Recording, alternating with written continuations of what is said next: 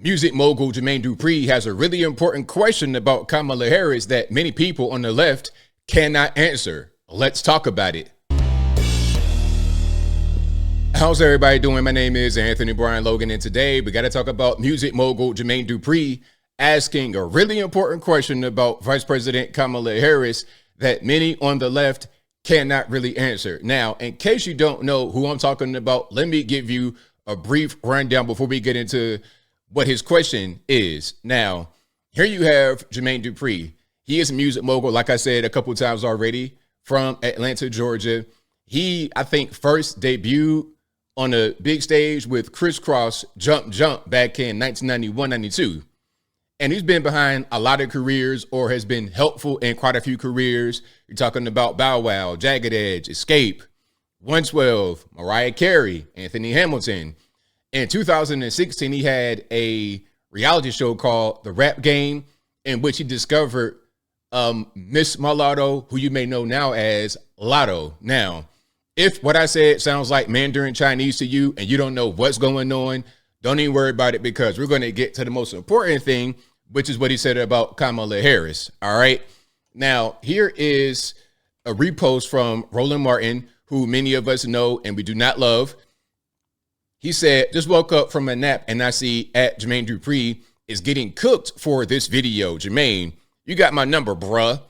Please hit me next time before posting stuff like this. So rather than addressing his concern, rather than actually saying or giving the answer to his question, you just want to attack him talking about you're dumb, you don't know nothing. That's kind of the vibe I'm getting right now from what Roland has said. Now, let's get to the video here to see what he's talking about, and then hopefully I can give him the answer. And of course, I will link to everything in the box. But without further ado, let's go ahead and roll it. Yo, out here getting these 5 miles in, as you see me do every day. Real quick, I want to talk about the DNC. I feel like the DNC has been going amazing, but I also feel like tonight, Kamala Harris has a pretty difficult job, right? And it's interesting because the Republican correspondent that's been doing the roundup after the DNC has ended, he asked the question that I kind of asked Kamala. Now, is that me? Is he referring to me, the Republican correspondent? Who he's talking about right there?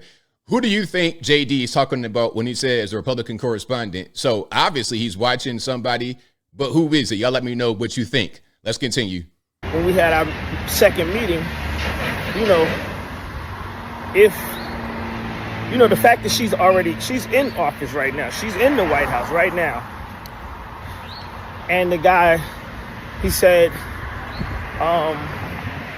what makes y'all believe that she's going to get this stuff done if she becomes president and she's already in the House? And it's a tricky question, because I asked Kamala basically the same thing, right? In so many words. And I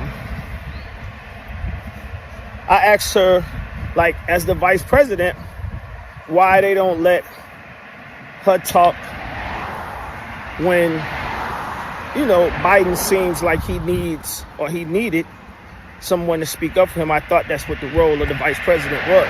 That's a really, really good question, because we all know that Biden has been in decline for a very long time, and he goes out there and is barely able to string 2 words together. Now, to answer your question, JD, about why they don't let her talk, I think the reason is if Biden messes up, if he falls on the ground, if he's losing the train of thought, the excuse is he's 1,000 years old. Everybody knows he's in decline.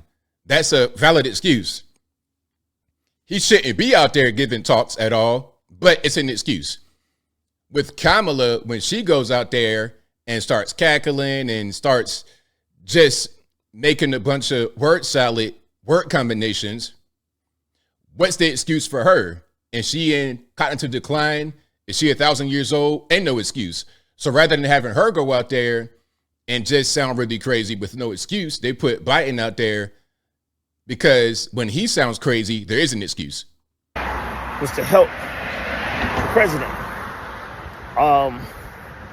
And basically, she kind of let me know that her hands was tied, that they didn't really allow her to be a voice like that in that space. And tonight, I don't know if she's gonna, I want to see how if she even touches on this, because if she doesn't touch on it, that's the question that I feel like the people that have mixed decisions about voting for her, this is one of the questions. This is the top question that they had. And like I said, this is what the Republicans are saying. And they never heard the part about her hands being tied. And if she says something about her hands being tied, then it makes it look like the White House or the Democratic Party didn't really want her to exceed. So she can't really say her hands was tied, but she does have to step into that space. This is something I do believe. All right, so shout out to Jermaine Dupri, basically asking the question like, hey, the same thing that a lot of us asked, if she's making these promises right now, what she's going to do when she gets in office. Okay, we're going to have a middle class tax cut. We're going to do this. We're going to do that. And the third, well, if you're promising that right now, what's stopping you from doing it now? You're in office. You're not a candidate trying to get into the White House. You're in the White House. Your office is 10 steps from the Oval Office. So just a little bit of common sense. If you want to get these things done, if you can get these things done, the president's right there. You're the vice president. Go ahead and talk to him. Make it happen. If you cannot make it happen right now because your hands are tied, by who? By Congress, by the House, the Senate. If your hands are tied right now, then how will your hands not be tied when you get in office? Let me just explain something briefly. Kamala and Joe Biden are the same when it comes to what they're actually going to be able to do. It's going to be the same people that are there preventing things from going forward or allowing it to go forward. It's going to be the House. It's going to be the Senate. It's going to be separation of powers. It's going to be checks and balances. She can't just do whatever she wants to do the same way Biden just can't do whatever he wants to do, the same way Trump can't do whatever he wants to do. Now, I know the media will say, oh, Trump wants to become a dictator, all this, that, and the third project, 2025, a bunch of lies. At the end of the day, Trump isn't above the law. Kamala isn't.